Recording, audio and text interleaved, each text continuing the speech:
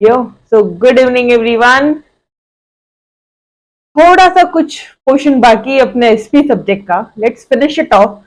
आपका मेन जो major topic है आपका है कि कितने टाइप के स्टॉक एक्सचेंजेस होते हैं। ठीक है, फिर यहाँ पे कुछ इन्होंने टर्म्स बताए हैं स्टॉक एक्सचेंज से रिलेटेड। ये टर्म्स हमें पता होना चाहिए। ठीक है, डोंट से कि यार मैम इंपॉर्टेंट नहीं है, नहीं पढ़ना है, इतने कोई क्वेश्चन इतने माइन्यूटली कोई पूछता नहीं है कि स्टैक क्या है, लिमडक क्या है, वोल्ट्स क्या है। बट हमें अच्छी तरह से करना है बिकॉज आई पर्सनली बिलीव कि अपने इंडिया में ना अपने स्टूडेंट्स को सीरियसली स्टॉक मार्केट का नॉलेज नहीं है। आपको पता नहीं है कि क्या चीजें हैं और इट्स वेरी सिंपल। मतलब स्टॉक एक शेयर में इन्वेस्ट करना भी हमें नहीं आता है, सोचो। और यूएसए में अब वापस से सेम चीज 18 to 20 का जो लेट इधर 15 से 16 साल से 20 साल के बच्चे भी वहां पे इन्वेस्ट करता है। अपने इंडिया में वो नॉलेज ही नहीं है, तो 25-30 सालों तक भी कोई इन्वेस्ट करने से डरता है। तो अगर डरना है ना तो गोल्ड में इन्वेस्ट करने से डरो, डरना है तो सिल्वर में इन्वेस्ट करने से डरो because it's an unproductive asset. उससे कोई रिटर्न, हाँ, मार्केट में over a period of time like 5 years 2 years, ठीक है, लाइक आई बिलीव जब मेरी शादी हुई थी तब 32 या 35,000 का रेट था, ठीक है, गोल्ड का। और अब जाके अब आई मीन पूरे 6 to 7 years में अब जाके वो 50 पे पहुंचा है। मतलब सोचो इतना टाइम आपको वेट करना है सिर्फ 10,000 रुपए बढ़ाने के लिए। इट बेटर कि ये पूरी जो टॉपिक है हम लोग डिटेल में अच्छी तरह से समझेंगे। ठीक है, एटलीस्ट नाम तो पता होना चाहिए। अगर कोई स्टॉक मार्केट वाला बंदा है या किसी से हमारी बातचीत हो रही है तो एटलीस्ट हमें ये चीजें पता होनी चाहिए। ठीक है, तो ये चीज अपन डिटेल में करेंगे। Alright, okay. तो ये सारे टर्म्स है। मैं नहीं बोलती आपको एग्जाम में हर एक चीजें पूछी जाएगी। आई ऑल्सो नो कि 12th स्टैंडर्ड के हिसाब से इतना ज्यादा ये पार्ट इंपॉर्टेंट नहीं है, बट प्रैक्टिकल लाइफ के हिसाब से बहुत इंपॉर्टेंट। ठीक है, एटलीस्ट आपको पता होना चाहिए कि स्टॉप लॉस क्या होता है, मार्केट कैपिटलाइजेशन क्या होता है। न्यूज पेपर जब पढ़ोगे ना इकोनॉमिक्स की, इकोनॉमिक टाइम्स वगैरह, तो ये सारी टर्म जरूरी रहेंगे। रैली क्या होती है, ठीक है, क्रैश क्या होता है, ये सारी चीजें। एंड फिर से सेबी के objective of function this chapter the and. ठीक है, और यहाँ पे मैंने आपके लिए अगेन लेट्स रिकॉल में कुछ सारे ईयर्स दिए कि बिकॉज मेजॉरिटी कंफ्यूजन यहीं पर होता है। ठीक है, चलो जी। अच्छा, तो एक काम करते हैं ना, क्यों ना SEBI it's objectives and it's functions से स्टार्ट करें। ठीक है, सेबी स्टॉक एक्सचेंज का क्या काम होता है मुझे बताओ। सेबी के ऑब्जेक्टिव्स क्या है? सबसे पहले तो सेबी का फुल फॉर्म बता देना। It mean securities exchange board of India. ये पूरे के पूरे कैपिटल मार्केट बोला तो लॉन्ग टर्म मार्केट, जहां से कंपनी को अगर लंबे समय के लिए पैसा चाहिए या पैसा अगर एक्सेस में है और उन्हें इन्वेस्ट करना है, या तो चाहिए या तो देना है, या लेना है या देना है पैसे को, तो वो लोग यहाँ पे इन्वेस्टमेंट कर रहे हैं। तो इस मार्केट को कौन रेगुलेट करता है गाइस? सेबी रेगुलेट करता है। ठीक है, कब स्टैब्लिश हुआ था? 1992 में स्टैब्लिश हुआ था अंडर सेबी एक्ट 1992। ठीक है, ये एक्ट ने सभी को एस्टैब्लिश किया। इसके हेडक्वार्टर्स किधर है? ऑब्वियसली मुंबई में। और बहुत सारे लोकल ऑफिसेज है, रीजनल ऑफिसेज है, वेरियस वेरियस जगह पे। ठीक है, अच्छा, क्या रूल्स एंड रेगुलेशंस है? सेबी के जो रूल्स एंड रेगुलेशन वो किसके लिए है? शेयर इशू करने वाले के लिए है, शेयर्स देने वाले के लिए, शेयर लेने वाले के लिए। मतलब बेचने वाले के लिए है और खरीदने वाले के लिए है। और साथ ही साथ इन दोनों को जो मिलाता है दैट इज ब्रोकर्स या इंटरमीडिएरी। अगर मैं एक ब्रॉड टर्म में बोल दूं, मिडिल मेंस जो होते हैं, ब्रोकर्स जो होते हैं या इंटरमीडिएरीज, इसमें सब आ गए इंटरमीडिएरीज। अभी इंटरमीडिएरीज में आपके म्यूचुअल फंड्स भी आ गए। ठीक है, बिकॉज आप अपना पैसा 500 रुपए भी अगर आप उनको जमा कर रहे हो ना, तो वो आपको मार्केट के से शेयर खरीद के उसके यूनिट्स आपको देते हैं। ठीक है, तो म्यूचुअल फंड्स आ जाएंगे आपके, अंडर राइटर्स यहाँ पे आ जाएंगे, आपके रजिस्ट्रार टू एन इश्यू, जो भी कुछ आपने पढ़ा है ना शेयर मार्केट में, जितने भी लोग होते हैं वो सब इधर आ जाएंगे, कवर्ड हो जाएंगे। Done everybody. एक मिनट, ये वाला पॉइंट अगर मैं आपको पहले ही बता दूं, stock brokers, sub brokers, share transfer agents, bankers to an issue. कई बार हम लोग इश्यू को ये करने के लिए, इश्यू करने के लिए, शेयर इश्यू करने के लिए हम लोग बैंक अपॉइंट करते हैं, तो वो जो बैंकर है वो ट्रस्टी। ठीक है, डिवेंचर ट्रस्टीज वो भी, registrar to an issue, merchant bankers, underwriters, बाकी कोई भी इंटरमीडियरीज है, ऐसे सारे इंटरमीडियरीज जो कि स्टॉक मार्केट से एसोसिएटेड है, वो सब के सब पे सेबी रेगुलेट करता है, उन सबको सेबी रेगुलेट करता है। Is this part clear? तो यहाँ ये एक ब्रॉड लिस्ट यहाँ पे कवर्ड होगी इंटरमीडियरीज में। Is this part clear? Now sell कौन करता है? ऑब्वियसली बोस कंपनी जो अपने शेयर सेल करती है, या फिर कहने से इश्यूअर ऑफ सिक्योरिटीज मतलब कौन? कंपनीज। इन्वेस्टर्स मतलब हम लोग, ठीक है। ये बायर कौन हो गया? इन्वेस्टर्स हो गया। और इंटरमीडियरीज तो आपको पता ही है मार्केट में इंटरमीडियरीज कौन कौन होता है, अभी मैंने आपको डिटेल्ड बता दिया, ठीक है। तो जो सेबी के रूल्स एंड रेगुलेशन है, ये किसको रेगुलेट करता है? ये तीन लोगों को रेगुलेट करता है, एक है कंपनीज को, इश्यूअर्स को, एक है इन्वेस्टर्स को, और एक है इंटरमीडियरीज को। इन सबको सेबी रेगुलेट करता है, मतलब अपने अंडर में अपने रूल्स एंड रेगुलेशन उनको कंपलसरी कंप्लाई करने पड़ते हैं। अब स्टॉक एक्सचेंज से रिलेटेड हो, you will have to comply SEBI के रूल्स एंड रेगुलेशंस।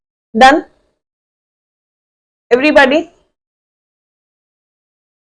वो it is the regulator of all the stock exchanges in India. भैया इंडिया में, पूरे इंडिया में सारे स्टॉक एक्सचेंज को रेगुलेट करने का काम कौन करता है? सेबी का, ठीक है। तो ये होते हैं बीएसई एंड एनएसई। हाँ, क्या क्या ऑब्जेक्टिव है? ये चीजें तुम मन से टॉक सकते हो। सेबी का ऑब्जेक्टिव कि सिक्योरिटीज मार्केट में लोग ज्यादा से ज्यादा इन्वेस्ट करे, तो प्रमोट करेगा सिक्योरिटीज मार्केट को, डेवलप करेगा और प्रोटेक्ट करेगा इंटरेस्ट ऑफ द इन्वेस्टर्स, उनको रेगुलेट करेगा, बस। और क्या होंगे? प्रमोट करेगा सिक्योरिटीज मार्केट को कि लोग ज्यादा से ज्यादा शेयर मार्केट में इन्वेस्ट करें, अपने इंडिया की जो कंट्रीज है, इंडिया का डेवलपमेंट हो, ठीक है, इकोनॉमी का डेवलपमेंट हो। अभी I hope now you guys can correlate कि जब मैं बोल रही हूँ कि स्टॉक मार्केट पे इन्वेस्ट करो तो इकोनॉमी का डेवलपमेंट कैसे होता है। बिकॉज अगर आप निफ्टी में इन्वेस्ट करते हो, तो निफ्टी मतलब क्या होता है गाइस? नेशनल लेवल की 50 कंपनीज, ठीक है। और सेंसेक्स क्या होता है? निफ्टी आपके ये नेशनल स्टॉक एक्सचेंज का इंडेक्स है, और सेंसेक्स क्या है? बॉम्बे स्टॉक एक्सचेंज का इंडेक्स है, ठीक है। तो वहां पे 30 कंपनीज है, टॉप 30 कंपनीज। निफ्टी में टॉप 50 कंपनीज है। तो अगर आप लोग शेयर मार्केट में इन्वेस्ट कर रहे हो, आप लोग ये कंपनीज में, अच्छी कंपनीज में इन्वेस्ट कर रहे हो, और ये कंपनी अच्छा प्रॉफिट कमा रही है, तो ऑब्वियसली आपको डिविडेंड मिलना है, वो कंपनी ग्रो करेगी, ठीक है। अपने इंडिया का ही तो डेवलपमेंट होगा, यस और नो एवरीवन, ठीक है। तो वो सिंपल सा बात बोल रहे हैं यार कि प्रमोट करना है सिक्योरिटीज मार्केट। क्यों प्रमोट करना भाई? बिकॉज इकोनॉमी का डेवलपमेंट हो, ठीक है। वो इकोनॉमी का बैरोमीटर है, वो पल्स है स्टॉक एक्सचेंज, ठीक है। सिक्योरिटीज मार्केट जो है गाइस, वो पल्स है इकोनॉमी का। ये भी पार्ट अपन ने ऑलरेडी पढ़ा था। उसके बाद प्रमोट करना, ये पॉइंट समझा। रेगुलेट करेगा वो सिक्योरिटीज मार्केट को, बिकॉज सभी के सारे रूल्स एंड रेगुलेशंस उसको फॉलो करने हैं, रेगुलेशंस फॉलो करने हैं, इसलिए वो रेगुलेट करता है सिक्योरिटीज मार्केट को। प्रोटेक्ट करेंगे interest of investors. Done everybody? Simple है, 3 पॉइंट्स, ठीक है। अभी इसका फंक्शन पूछा तो ऑब्जेक्टिव 3, फंक्शन बोला तो उसमें भी यही आएंगे यार। फंक्शन और ऑब्जेक्टिव तो सेम ही होता है ना, ठीक है। फंक्शन और ऑब्जेक्टिव आर सेम। तो अगर आपको 1 मार्क 2 मार्क के लिए क्वेश्चन आता है तो आप इतना सा लिख सकते हो, से भी बता दोगे और ऑब्जेक्टिव बता दोगे, ठीक है। बट अगर 4-5 मार्क का क्वेश्चन पूछता है तो आप ऑब्जेक्टिव ही क्यों ना पूछे, बट आप पूरा आंसर लिख कर आओगे, ठीक है। चलो, क्या फंक्शन है? Same, to protect, to promote and to regulate. 3 function तो सेम है, और साथ ही साथ प्रोहिबिट भी करता है ऐसे ट्रांजैक्शन जो कि फ्रॉड्यूलेंट हो सकते हैं। कोई फ्रॉड कर रहा होगा ना, तो उसे हम लोग प्रोहिबिट कर देंगे, ठीक है, कि you are not allowed to enter. Done? चल आज डिटेल में करते हैं। To protect the interest of investors in securities market, पहला point. To promote, what promote करना है? सिक्योरिटी मार्केट का डेवलपमेंट हो। रेगुलेट करेंगे हम लोग बिजनेसेस एंड स्टॉक एक्सचेंज, और कोई भी अदर सिक्योरिटी मार्केट भी आ गया तो वो सब इसके अंदर आ जाएगा, ठीक है। And regulate self regulatory organization, ठीक है। Investors education and training of intermediaries, मतलब और साथ ही साथ हम लोग इन्वेस्टर्स को यहाँ पे एजुकेट भी करेंगे, उनको ट्रेनिंग देंगे, किसको, इंटरमीडियरीज ऑफ सिक्योरिटीज में। हम लोग इस तरह से क्या करेंगे, वी आर प्रमोटिंग, हम लोग यहाँ पे प्रमोट कर रहे हैं, पहला पॉइंट था। सेम पॉइंट अगर आप देखोगे, प्रमोट कर रहे हो सिक्योरिटीज मार्केट, प्रोटेक्ट कर रहे हो, ये वाला पार्ट हो गया, ये दोनों पार्ट अपन ने पढ़ लिया। नेक्स्ट है आपका रजिस्टर कर रहे हो और आप रेगुलेट कर रहे हो। इन सब को, सारे स्टॉक ब्रोकर, ये सारे जितने भी इंटरमीडियरीज है ना, इन सब को हम लोग who may be associated with the securities market, इन सब को हम लोग यहाँ पे रेगुलेट कर रहे हैं, हमारे रूल्स एंड रेगुलेशन को कंप्लाई करने पड़ेंगे। डन, सिंपल है। अब क्या बोलता है, वर्किंग ऑफ द डिपॉजिटरीज, ये एनएसडीएल और सीडीएसएल कैसे काम करता है, डी कैसे काम करता है, डीपी कैसे काम करता है, कस्टडियंस कैसे काम करता है, फॉरेन इंस्टीट्यूशनल इन्वेस्टर्स, मतलब अगर कोई फॉरेन का भी बंदा है, फॉरेन में का इन्वेस्टर है, उसको भी, उसका भी वर्किंग हम लोग रेगुलेट करेंगे, और क्रेडिट रेटिंग एजेंसीज, उसको भी हम लोग रेगुलेट। Done everybody. फिर बाद में क्या बोल रहा है, मैंने बोला म्यूचुअल फंड भी सब इसी में आ गए।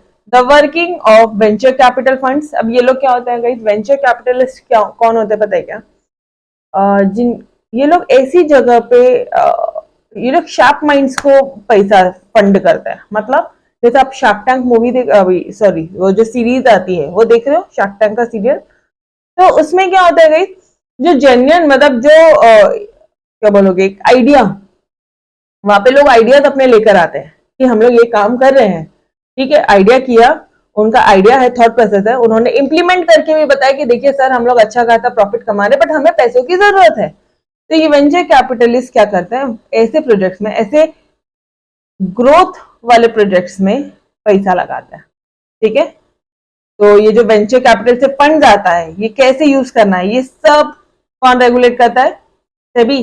Collective investment schemes including mutual fund, ये सब कौन रेगुलेट करता है guys, SEBI. Done everybody, clear है। एंड लास्टली सेबी प्रोहिबिट करता है, किसको प्रोहिबिट करता है बॉस, अगर कोई फ्रॉड्यूलेंट ट्रांजैक्शन हो रहा है ना, या कोई अनफेयर ट्रेड प्रैक्टिस कर रहा है relating to securities market like your big bull, तो वो इसको, वो हर्षद मेहता का केस था। किसका केस था पता है क्या, वो हर्षद मेहता का केस,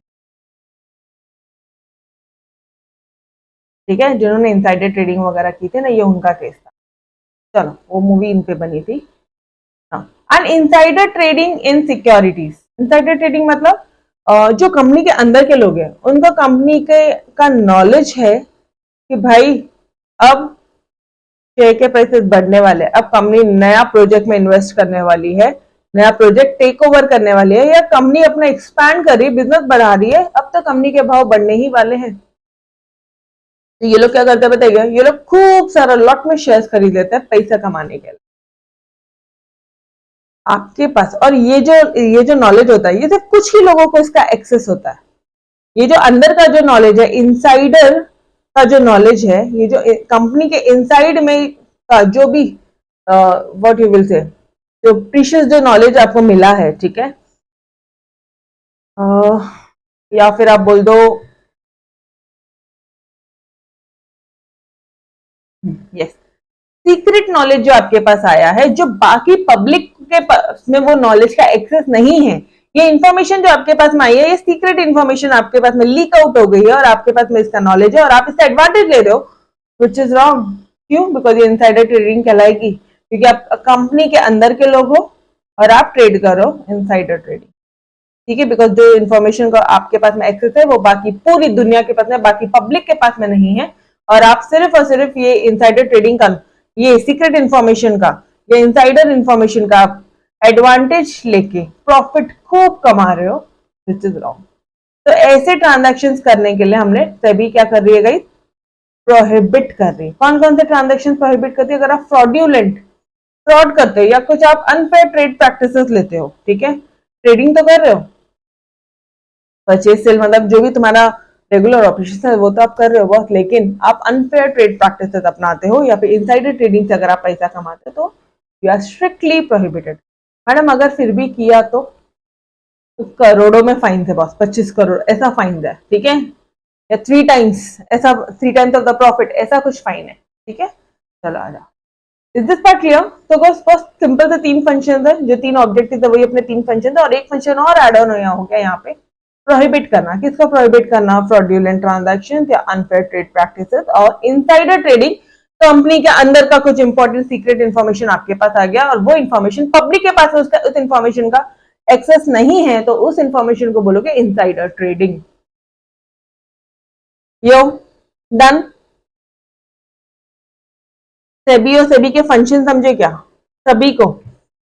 तो चैप्टर तो हमने यहां तक फिनिश किया, लेकिन कुछ पार्ट रिमेनिंग था, वो अपन फिनिश कर लेते अभी फटाफट से। Major stock exchanges in India. कौन कौन से मेजर स्टॉक एक्सचेंजेस होते हैं ये तो आप ही को भी पता है, बीएससी और एनएससी, और क्या?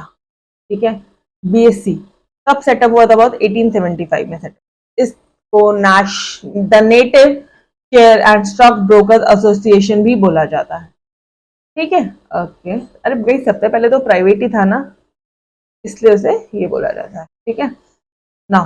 दलाई स्ट्रीट मुंबई में लोकेटेड है। ठीक है, एशिया का सबसे पहला स्टॉक एक्सचेंज है ये, सबसे पहला लिस्टेड स्टॉक एक्सचेंज है ये पूरे इंडिया का। और साथ ही साथ आपको एक चीज बता दूं, ये जो बीएससी है ना, बीएससी जो है वो एनएससी में भी लिस्टेड है। मतलब बीएससी जो ये जो नेशनल स्टॉक एक्सचेंज बना था, तो ये जो बॉम्बे स्टॉक एक्सचेंज है, ये एक लिस्टेड कंपनी है खुद। ठीक है, ये पहले लिस्टेड कंपनी बनी और ये अपने आप को एनएससी में इन्होंने लिस्ट करवा लिया। अब अगर आप चाहो तो आप बीएससी में भी इन्वेस्ट कर सकते हो, आप एनएससी में भी कर सकते हो। ठीक है, मतलब आप निफ्टी और सेंसेक्स भी खरीद सकते हो। ठीक है, आप निफ्टी में भी इन्वेस्टमेंट कर सकते हो। निफ्टी में इन्वेस्टमेंट किया तो ऑटोमेटिकली तो तुमने इन्वेस्टमेंट किया है, लेट से आपने 5,000 का इन्वेस्टमेंट किया तो आपका जो 5,000 का अमाउंट है वो टॉप 50 कंपनीज में चला जाएगा। यो एवरीबडी के इस कंसेप्ट क्लियर हो रहे हैं? ये नहीं पता होता है मेजोरिटी लोग। ठीक है, हम किधर है जो आपने बोला, मैं बोल रही हूँ BSc in itself is also listed company, जो कि लिस्टेड है नेशनल स्टॉक एक्सचेंज में। तो मैंने बोला कि वो लिस्टेड कंपनी है और वो नेशनल स्टॉक एक्सचेंज में लिस्टेड है, उसमें उसका नाम है। Done everybody. ये 11th लार्जेस्ट स्टॉक एक्सचेंज है पूरे वर्ल्ड का in terms of market capitalisation. तो अब आपके माइंड में आ रहा होगा कि यार मैडम ये मार्केट कैपिटलाइजेशन क्या होता है? तो मार्केट कैपिटलाइजेशन क्या होता है गाइस पता है क्या? जो मार्केट वैल्यू होता है, मार्केट वैल्यू होता है, ठीक है, मतलब number of shares, number of shares into market price पर शेयर, इसे हम लोग बोलेंगे total market value of the share, और इसे ही मार्केट कैपिटलाइजेशन भी बोला जाता है। Market value of share, total जो मार्केट वैल्यू होती है ना शेयर्स की, उसे ही मार्केट कैपिटलाइजेशन बोला जाता है। मार्केट वैल्यू मतलब जितने तुमने नंबर ऑफ शेयर होल्ड किया उसको मार्केट वैल्यू, मार्केट प्राइस से मल्टीप्लाई करो तो वो क्या हो जाएगा आपका? Market capitalisation. डन। वो 11th लार्जेस्ट स्टॉक एक्सचेंज है in terms of market capitalisation. यो नहीं समझ में आ रहा है ये लाइन? एवरीबॉडी ये लाइन समझ में आ रहा है क्या बेटा? पक्का? ओके जी। It has the largest number of companies listed with it. बहुत सारी कंपनीज, लार्जेस्ट सबसे लार्जेस्ट जो कंपनी है वो बीएससी में लिस्टेड है। Approximately over 5,000 companies listed with. In fact मैं बोल दूं तो आज की डेट पे 6,000 के ऊपर की company. Done. It is now a demutualized and corporatized entity registered with the Companies Act. Demutualize मतलब क्या होता है? ओके गाइस, तो यहाँ पे आ जाओ एक बार, पहले ये समझते हैं कि पहले म्यूचुअलाइजेशन क्या होता है, फिर ये समझेंगे कि डीम्यूचुअलाइजेशन क्या होता है। क्यों समझ रहे? बिकॉज बहुत सारी जगह ये डीम्यूचुअलाइज इलेक्ट्रॉनिक एक्सचेंज, ये डीम्यूचुअलाइज वर्ड आया है। ठीक है, नाउ व्हाट इज दिस डीम्यूचुअलाइज? ये डीम्यूचुअलाइज मतलब क्या होता है? वो डीम्यूचुअलाइज एंड कॉर्पोरेटाइज एंटिटी है registered under the companies act. Madam इसका मोटा मोटा तो हमें इतना मतलब समझ में आ रहा है कि वो कॉर्पोरेट एंटिटी हो गई है। अब एक मतलब ये जो बॉम्बे स्टॉक एक्सचेंज है ये कॉर्पोरेट एंटिटी हो गई है। ठीक है, ये डीम्यूचुअलाइज हो गई। म्यूचुअल मतलब क्या गई? मिल बांट के। म्यूचुअल मतलब क्या? मिल बांट के। वो डीम्यूचुअलाइज हो गई है मतलब अब एक सेपरेट लीगल एंटिटी हो गई। मैं क्लियर? अगर ऐसे नहीं समझ रहा है तो अपन हम डिटेल में देखते हैं म्यूचुअलाइजेशन मतलब क्या होता है। म्यूचुअलाइजेशन मतलब क्या होता है? म्यूचुअलाइजेशन मतलब जहां पे जो फर्म का जो बिजनेस स्ट्रक्चर है वो इस तरह से है कि भैया यहाँ पे सब म्यूचुअल स्ट्रक्चर है, मतलब यहाँ पे स्टॉक होल्डर्स, कस्टमर्स, मेजॉर सब मिल बांट के करते हैं। स्टॉक ब्रोकर्स हो गए, कस्टमर्स हो गए, जो भी मेंबर्स है, जो शेयर होल्डर्स है, ठीक है, उनका खुद का डिसीजन यहाँ पे अफेक्ट करता है। मतलब अगर फर्म का जो बिजनेस स्ट्रक्चर है वो जॉइंट स्टॉक कंपनी से, वो कंपनी से अगर म्यूचुअल स्ट्रक्चर हो जाएगा तो आप उसे क्या बोलोगे? म्यूचुअलाइजेशन। मतलब कंपनी से म्यूचुअल स्ट्रक्चर हो जाएगा। म्यूचुअल मतलब मिल बांट के, सब सब इसमें आ जाएंगे, ठीक है। म्यूचुअल स्ट्रक्चर हो जाएगा तो आप इसे क्या बोलोगे? म्यूचुअलाइजेशन। और अगर म्यूचुअल स्ट्रक्चर से वापस कंपनी में जाएगा तो आप इसे बोलोगे डीम्यूचुअलाइजेशन। इज दिस सब क्लियर एवरीवन? क्या ये सब क्लियर है? म्यूचुअलाइजेशन क्या होता है, डीम्यूचुअलाइजेशन क्या होता है? ठीक है, ओके। अभी अब थोड़ा सा और रीड आउट करते हैं, ठीक है। नाउ अभी म्यूचुअलाइजेशन में क्या हो गया? जो स्टॉक ब्रोकर है, जो कस्टमर्स है, उनके पास आपकी कंपनी के मेजॉरिटी शेयर्स है। जो प्रॉफिट कमाएंगे वो वही लोग कमाएंगे, ठीक है। तो they become eligible to receive the cash distribution from the company in direct proportion to the amount of revenue of the company earn from each member. मतलब इन शॉर्ट उनको भी प्रॉफिट मिलेगा, ठीक है, वही लोग कमाने वाले हैं। इस प्रोसेस को और क्या बोलते हैं? कोऑपरेटिव प्रोसेस बोलते हैं, opposite of privatisation. The opposite of mutualisation क्या है? प्राइवेटाइजेशन या डीम्यूचुअलाइजेशन। इसी को क्या बोलेंगे? प्राइवेटाइजेशन, ठीक है। और यहाँ पे क्या हो जाएगा? डीम्यूचुअलाइजेशन में क्या हो जाएगा? जहां पे कोई म्यूचुअल कंपनी अगर एक कॉर्पोरेट स्ट्रक्चर में जा रही है, एक पब्लिक कंपनी बन रही है, मतलब सारे लीगल कंप्लायंसेस अलग अलग होंगे, ठीक है।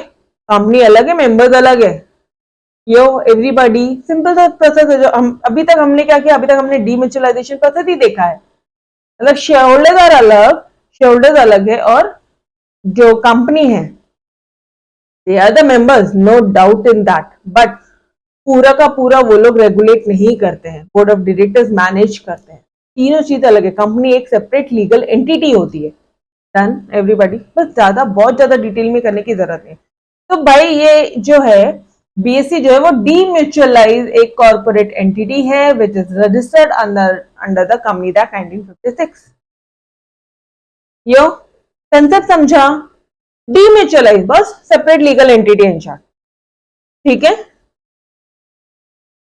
इतना पूरा रामायण ना करते हुए सिर्फ इतना समझा, डीम्यूचुअल, म्यूचुअल कुछ नहीं, वहां पे डीम्यूचुअलाइज है, एक सेपरेट लीगल एंटिटी है, ठीक है। बोल बेटा, यहां तक क्लियर है सभी को?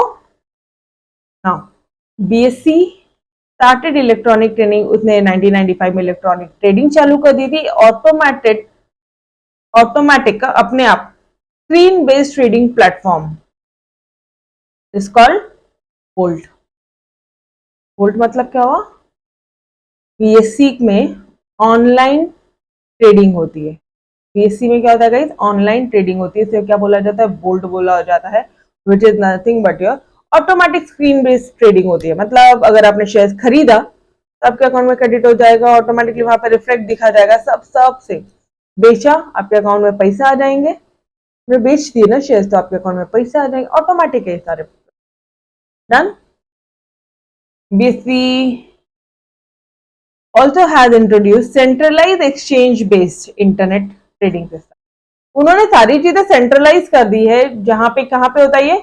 bscwebex.co.in ये वेबसाइट है which enables investors anywhere in the world to trade on BSC platform. जहां पे आप बस वो वेबसाइट पे जाओगे, लॉगिन करोगे और आप बिंदास वहां पे BSC में ट्रेड आउट कर सकते हो, ट्रेडिंग कर सकते हो। Done everybody? कंसेप्ट क्लियर है? बीएससी वाला कंसेप्ट हुआ? बोलो, इतना ही, और कुछ नहीं। बोल बेटा, I am not getting your comments. Comments नहीं आ रहे आपके? ये कंसेप्ट क्लियर है कि भैया वो 1875 में सेटअप था, उसको native share and stock broker association भी बोला जाता था पहले, बिकॉज वो प्राइवेट था, ठीक है। तो दलाई स्ट्रीट मुंबई में वो सिचुएटेड है, या फिर आप बोलोगे रजिस्टर ऑफिस उसका कहाँ है, मुंबई में है, ठीक है। एशिया का सबसे पहला स्टॉक एक्सचेंज है, वर्ल्ड इंडिया में सबसे पहला लिस्टेड स्टॉक एक्सचेंज है वो। उसके अलावा लार्जेस्ट है, वर्ल्ड का सबसे लार्जेस्ट है, और ये एनएससी में भी लिस्टेड है, ठीक है, नेशनल स्टॉक एक्सचेंज में भी लिस्टेड है। मेजॉरिटी सबसे लार्जेस्ट कंपनीज यहाँ पे, जो लार्जेस्ट नंबर ऑफ कंपनीज है वो यहाँ पे लिस्टेड है, अप्रोक्सीमेटली आप 5000। आपकी बुक में जो डेटा है प्लीज वही लिखोगे, आज का गूगल डेटा लिखने से कोई मतलब नहीं। एग्जामिनर आपका जो बोर्ड एग्जामिनर है ना, उसके पास ना एक शीट होती है, उसके बाद आंसर शीट होती है, उसको आंसर इतने ज्यादा किसी को भी रट्टा हुआ नहीं होता, तो वो एग्जैक्टली देखता है, वो कंपेयर करता है। अगर उसे 5000 के बदले में 4000 दिखा या 5000 के बदले में 6000 दिखाना, तो वो मार्क्स काटेगा, ठीक है। तो go with this figure only. अच्छा, उसके बाद में आज बोल्ट है, बिकॉज बीएससी का ऑनलाइन ट्रेडिंग चालू है और ये सेंट्रलाइज है इस वेबसाइट के थ्रू, जहां पे आप कहीं पे भी आप हो, आप इस वेबसाइट पे लॉग इन करके कहीं पे भी इस बीएससी प्लेटफॉर्म पे आप ट्रेड कर सकते हो। Done everybody. चलो, now is your NSC. NSC क्या होता है बॉस? नेशनल स्टॉक एक्सचेंज, मतलब set up by a group of leading Indian financial institutions in 1992 as a company. okay? मतलब इंडियन फाइनेंशियल इंस्टीट्यूशंस इन्होंने सेटअप किया था। It was recognise as a stock exchange in 1993 में उसको स्टॉक एक्सचेंज डिक्लेयर कर दिया गया, रिकॉग्नाइज कर दिया गया। Under which act? Under SCRA act. इस एक्ट के हिसाब से इसको स्टॉक एक्सचेंज डिक्लेयर कर दिया गया, जहां पे ट्रेडिंग होने लग गई, वहां पे भी ट्रेडिंग एक्टिविटीज चालू होने लगी इंडिया में। सबसे लार्जेस्ट और मोस्ट मॉडर्न, अगर आज की डेट पे मोस्ट मॉडर्न कोई स्टॉक एक्सचेंज है तो वो ये है, जो first demutualise electronic exchange in India, and it is again located in Mumbai. यहाँ पे भी ये पहला स्टॉक एक्सचेंज है जो मॉडर्न है, ठीक है, पूरे कंट्री का मॉडर्न स्टॉक एक्सचेंज है। Fully automated screen based electronic trading system है, जहाँ पे इजी फैसिलिटी है, आप खरीद सकते हो, बेच सकते हो टू ऑल द इन्वेस्टर्स। आप कभी भी अपना अकाउंट एक्सेस कर सकते हो कि कितना ये हुआ है, कितना प्रॉफिट है या शेयर बढ़ रहा है, नहीं हुआ, सारी चीज आप देख सकते हो। The main index of NSC is Nifty. Index क्या है? निफ्टी। ऊपर में ठोक दे रहा ना Sensex,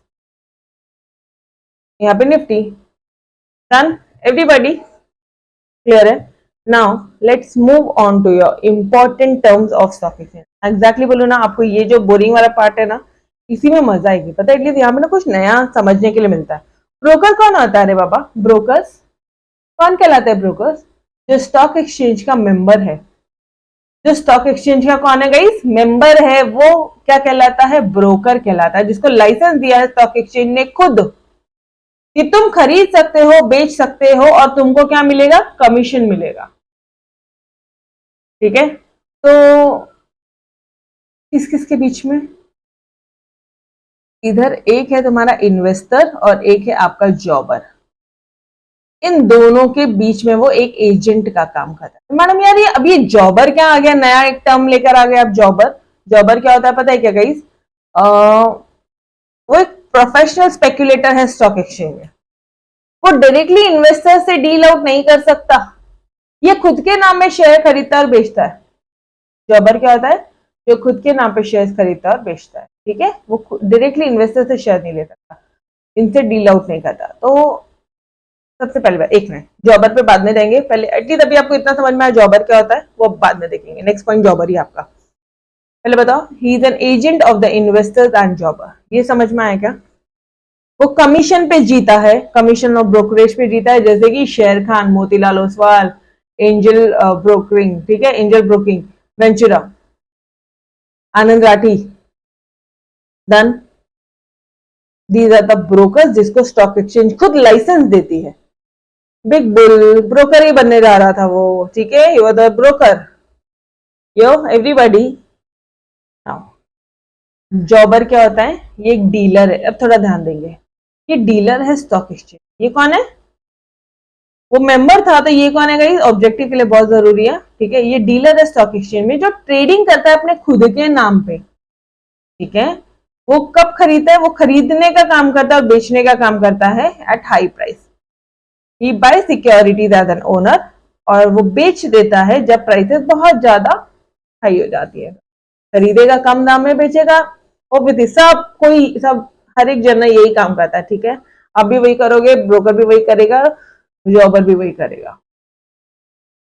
profit he makes in trading is his income, और वो उसकी इनकम होती है, इसलिए उसे क्या बोला जाता है गाइस? प्रोफेशनल स्पेक्यूलेटर बोला जाता है। क्या बोला जाता है?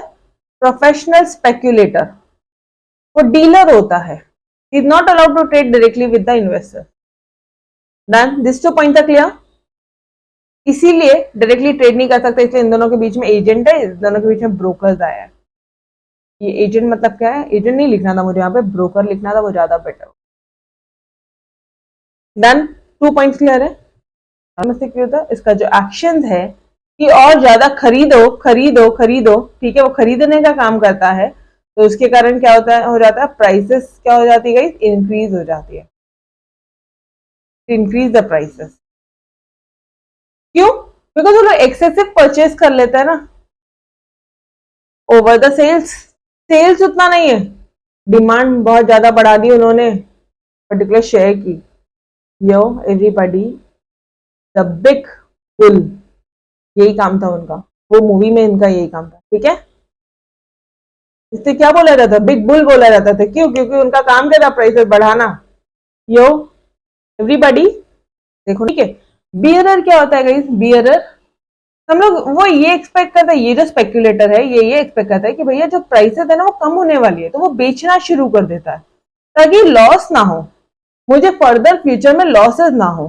The action of bearer reduces the price, और जिसके कारण क्या होता है, मार्केट में ऐसा अज्यूम होता है कि ये शेयर का डिमांड नहीं है, तो वो प्राइसेस कम हो जाती है as there is excess of sales over the purchase. अगर एक सही मायने में पूछोगे तो वो मूवी ने भी कुछ गलत नहीं बताया, डायरेक्टली इनका कांटेक्ट होता है ये बुल्स एंड बियरर से, ठीक है। चलो समझ में आया बियरर स्टैक। अभी ये स्टैक कौन होता है पता है? ये ऐसे मेंबर होता है, मेंबर, हाँ मेंबर, जो प्राइमरी मार्केट से शेयर खरीदते हैं और सेकेंडरी मार्केट में बेचते हैं और यहाँ से पैसा कमाते हैं, ठीक है। देखो सेम चीज है, वो खरीदेंगे प्राइमरी मार्केट से और बेचेंगे कहाँ पे? स्टॉक एक्सचेंज में, मतलब सेकेंडरी मार्केट।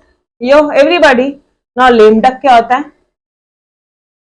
भैया गलती हो गई, वो सिर पकड़ के बैठता है, बहुत बड़ी गलती हो गई, उसको बहुत बुरा लॉस हो गया है। Lame duck is a bear broker, bear broker जिसका एक्सपेक्टेशन, मतलब वो क्या बोल रहा था, बियरर क्या सोच रहा था कि भैया शेयर्स को बेचो क्योंकि प्राइसेस क्या होने वाली, कम होने वाली, तो वो क्या करता था, शेयर्स को सेल करता था, बट वो गलत हो गया और उसको लॉस हो गया। क्यों? बिकॉज प्राइसेस बढ़ने लग गई, उसने बेच दिया था शेयर लेकिन प्राइसेस बढ़ने लग गई। Lame duck. देन बियरर होता है, ये बियर और ब्रोकर होता है, तो इसका उल्टा हो, बियरर का ठीक उल्टा will be your lame duck. Yo everybody clear है बेटा यहां तक? यस रुचा?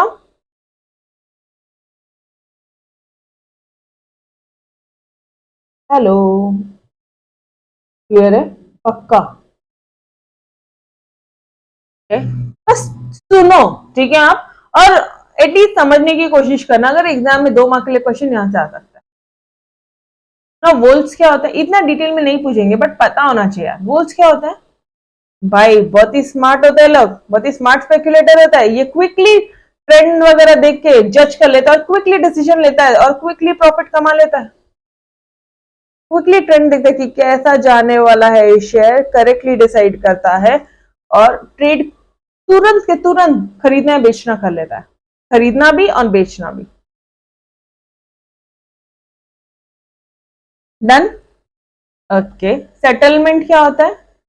सिक्योरिटीज मार्केट में ना जो भी खरीदना और बेचना होता है, ठीक है, तो वो कब सेटल होता है? जब ट्रेडिंग पीरियड ओवर हो जाता है ना, तब सेटलमेंट होता है सिक्योरिटीज का। फॉर एग्जाम्पल अगर आप इक्विटी स्पॉट मार्केट में देखोगे तो वहां पे T+2 है, मतलब 2 दिन लगते हैं उनको सेटल होने। ट्रेडिंग जो भी होती है वो 2 दिन में सेटल हो जाता है। कॉन्ट्रैक्ट नोट क्या होता है?